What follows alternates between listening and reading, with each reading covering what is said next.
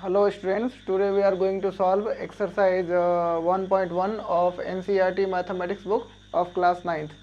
Yesterday we have done solution of exercise 1.1. Now first question of exercise 1.2 is state whether the following statements are true or false and you have to justify your answer. First question is every irrational number is a real number.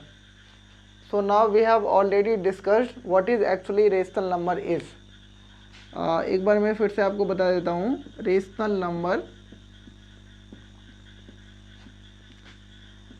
Number ऐसा number होता है जिसे हम p बटा q के रूप में लिख सकते हैं, जहाँ पर p और q दोनों ही बिलोंग्स टू इंटीजर, यानी कि इंटीजर होना चाहिए. ये वाला जो साइन है इसको हम बोलते हैं बिलोंग्स टू और I जो है डिनोट करता है इंटीजर. और third condition will be q should not be equal to 0. ये प्रॉपर डेफिनेशन है रेशनल नंबर का कि रेशनल नंबर ऐसा नंबर होता है जिसे हम p बटा q के रूप में लिख सकते हैं. p और q दोनों ही इंटीजर होने चाहिए और q 0 नहीं होना चाहिए. तो अगर हमें बताना होगा what is actually irrational number is, तो ऐसा नंबर इरेशनल नंबर ऐसा नंबर होगा जिसे हम p बटा q के रूप में नहीं लिख सकते हैं. तो irrational number can not be written in the form of p upon q. Now every statement is every irrational number is a real number. Real number क्या होता है? तो जितने भी हमारे रेशनल नंबर है और इरेशनल नंबर है दोनों को अगर हम कंबाइन कर देते हैं that will be our real number. तो रियल नंबर के अंदर में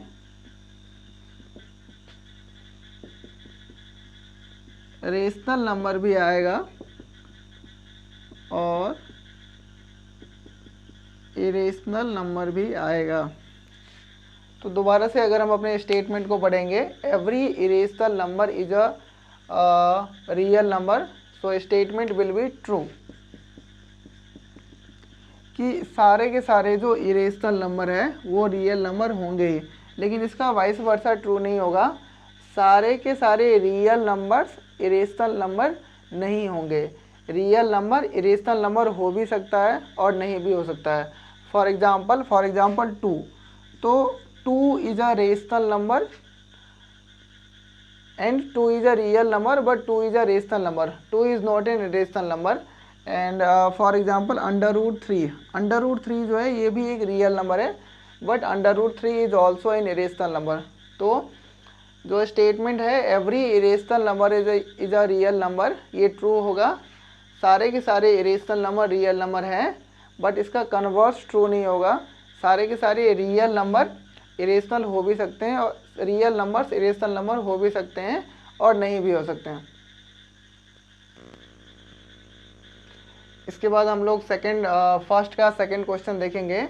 Every point on the number line is of the form √m where m is a natural number. ये कहने की कोशिश कर रहे हैं कि नंबर लाइन पे जितने भी पॉइंट्स होंगे उसको आप √m के फॉर्म में डिनोट कर सकते हैं. तो let's suppose that if we draw a number line then in centre there will be 0 on right side 1 2 3 4. Basically there are positive numbers, it will goes to infinite, and on the left side it will be -1 -2 -3 ... it will goes to minus infinite. so अगर 0 या 0 के right side में हम देखेंगे तो जितने भी positive numbers हैं उसको हम √m के फॉर्म में डिनोट कर सकते हैं. फॉर एग्जांपल अगर हम √4 लिखेंगे तो इट विल बिकम 2. अगर हम √9 लिखेंगे तो इट विल बिकम 3. बट जो नेगेटिव नंबर्स है, फॉर एग्जांपल अगर हमें -9 निकालना होगा तो बेसिकली ये जो है ये 3 आयोटा के बराबर होगा. और आयोटा जो है वो नेचुरल नंबर नहीं है, इनफैक्ट रियल नंबर नहीं है. आयोटा की जो वैल्यू होती है वो होती है √-1. and it is a complex number.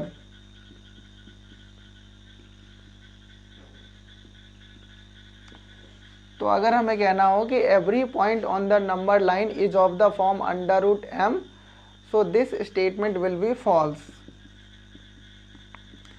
Negative numbers को अंडर रूट के फॉर्म में डिनोट नहीं किया जा सकता है। हम सिर्फ जीरो या उसके बाद जितने भी पॉजिटिव नंबर्स हैं उसको हम अंडर रूट के फॉर्म में रिप्रेजेंट कर सकते हैं, नेगेटिव नंबर्स को अंडर रूट के फॉर्म में डिनोट नहीं कर सकते हैं। ऑल्सो अगर हम अंडर रूट निकाल लेंगे तो उसके बाद जो नंबर आएगा वो पॉजिटिव नंबर्स का अंडर रूट तो नेचुरल नंबर आएगा, बट जो नेगेटिव नंबर्स का अंडर रूट है वो हमेशा कॉम्प्लेक्स नंबर ही आएगा, रियल नंबर नहीं आएगा, नेचुरल नंबर नहीं आएगा। So every point on the number line is of the form under root M will be the false statement. अब हम थर्ड क्वेश्चन करेंगे, every real number is an irrational number. जैसा कि हमने फर्स्ट क्वेश्चन में discuss किया था, real number basically real number are basically the combination of both rational number and irrational number। तो अगर हमें रियल नंबर को बेसिकली डिफाइन करना होगा तो रियल नंबर में रेशनल नंबर और irrational number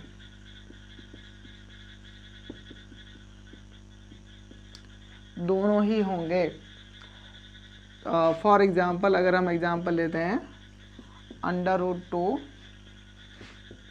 under root 9, 4, 2/6, under root 17, इस तरह का अगर एग्ज़ाम्पल लेते हैं तो यहाँ पे जो अंडर रूट 2 है, जो अंडर रूट में प्राइम नंबर होता है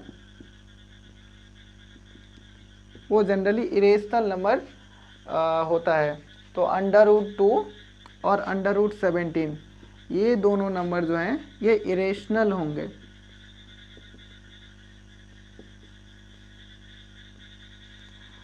लेकिन जो अंडर रूट 9 है, 4 है और 2/6 ये तीनों नंबर रेशनल नंबर होंगे।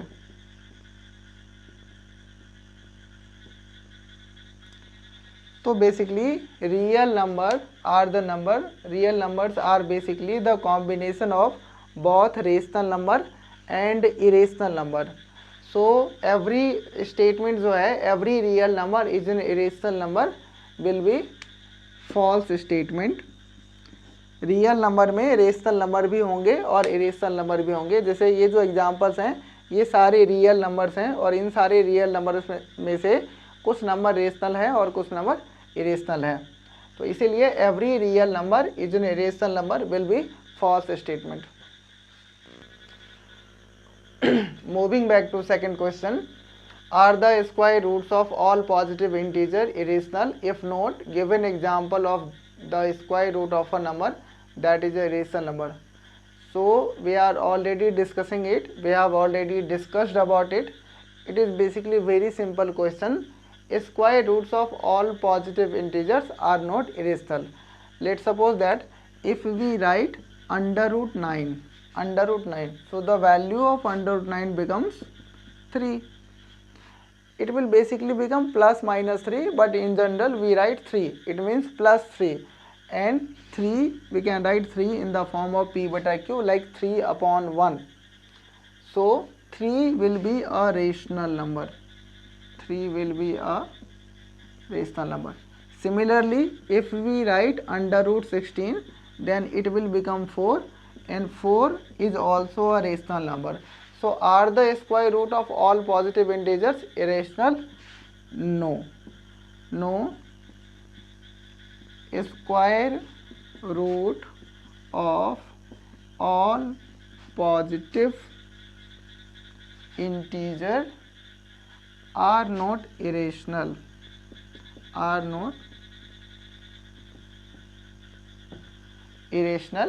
If not, give an example of the square root of a number। basically examples will be under root 9, under root 16, under root 25, under root 36, under root 49, under root 64, under root 121, and there are many more examples will be there। more integers will be there whose square root are rational numbers, not an irrational number. That's it. Question number 2. Now we will. Question number 3 is, so how under root 5 can be represented on the number line? So we have to, under root 5 is a real number, and all the real numbers can be represented on number line. So हमें under root 5 को number line पे denote करना है. तो अगर हम एक simple सा नंबर लाइन बनाने का ट्राई करेंगे तो इस तरीके से बना पाएंगे. सेंटर में हमेशा 0 होगा, उसके बाद 1 2 3 4 and dot dot, negative side will be -1 -2 and dot dot dot. अब हमें अंडर रूट 5 को रिप्रेजेंट करना है. तो अंडर रूट 5 को रिप्रेजेंट करने के लिए हम पाइथागोरस थ्योरम का हेल्प लेंगे, राइट एंगल ट्राइंगल का हेल्प लेंगे.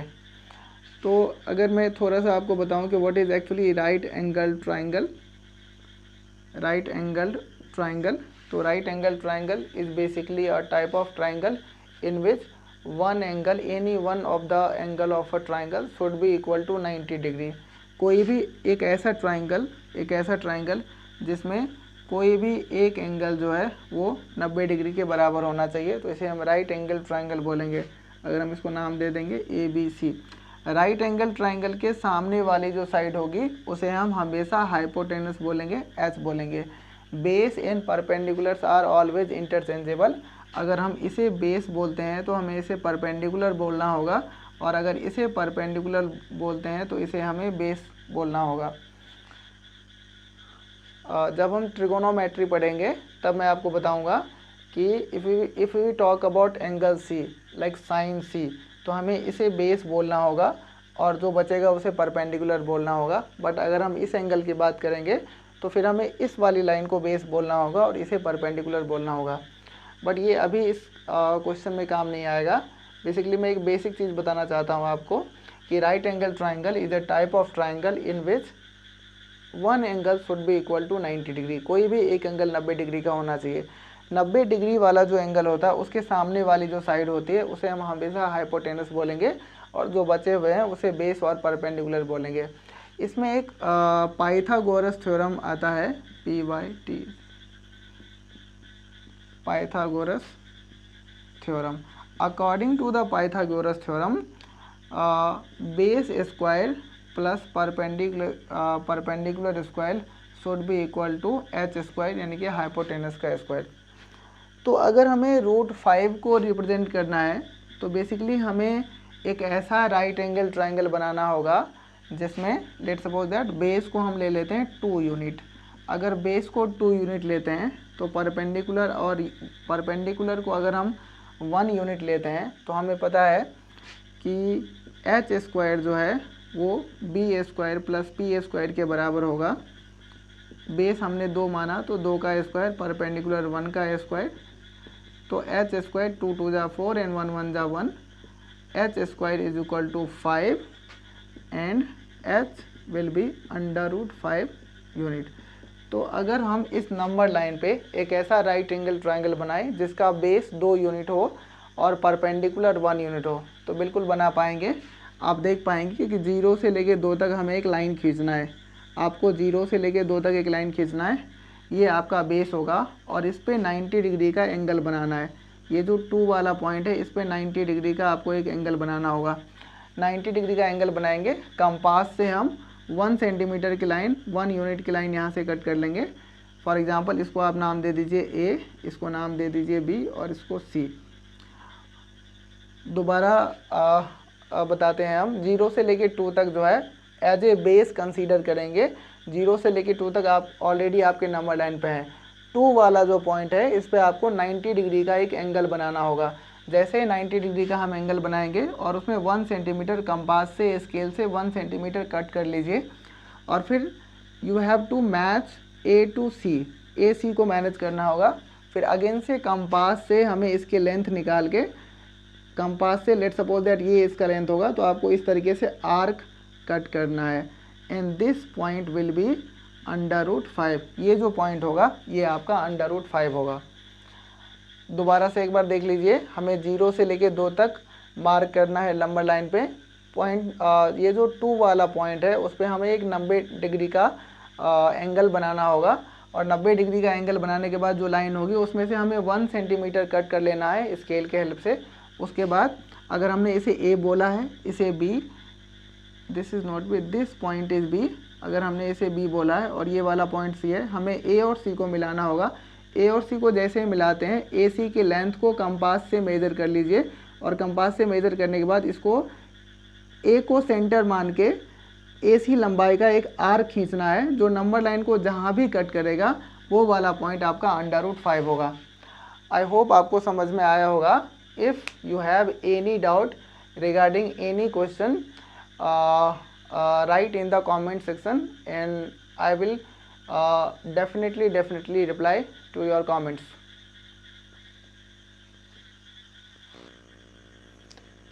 क्वेश्चन नंबर 4 जो है बेसिकली एक क्लासरूम एक्टिविटी है जिसमें आपको एक स्पाइरल बनाना होगा। मैं यहाँ पे अपने क्वेश्चन में देख पा रहा हूँ।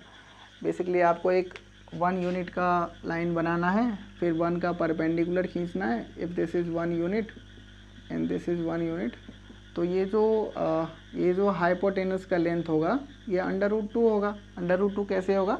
1 का स्क्वायर प्लस 1 का स्क्वायर, 1 का स्क्वायर 1, फिर 1 का स्क्वायर 1, प्लस करेंगे तो 2 होगा। फिर यहाँ पे एक 90 डिग्री का एंगल बनाना है, ये 1 यूनिट का, तो इसकी लंबाई कितनी होगी? तो बेसिकली अगेन से ये 90 डिग्री के सामने वाला हाइपोटेनस है, √2 का स्क्वायर करेंगे। अगर हम √2 का स्क्वायर करेंगे और फिर से 1 का स्क्वायर करेंगे, दिस विल बिकम 2 + 1 3, तो h square will be 3, then h will be √3। फिर यहाँ पे आपको 1 यूनिट का परपेंडिकुलर खींचना है और इस तरीके से इसका करेंगे तो ये 2 यूनिट के बराबर होगा। √3 का स्क्वायर करेंगे तो, और 1 का स्क्वायर करेंगे, this is 3 + 1 4। Now h square is equal to 4, then h is equal to √4 × 2। इस तरीके से आपको एक स्पाइरल बनाना है क्वेश्चन नंबर 4 में। Okay, thank you for watching this video.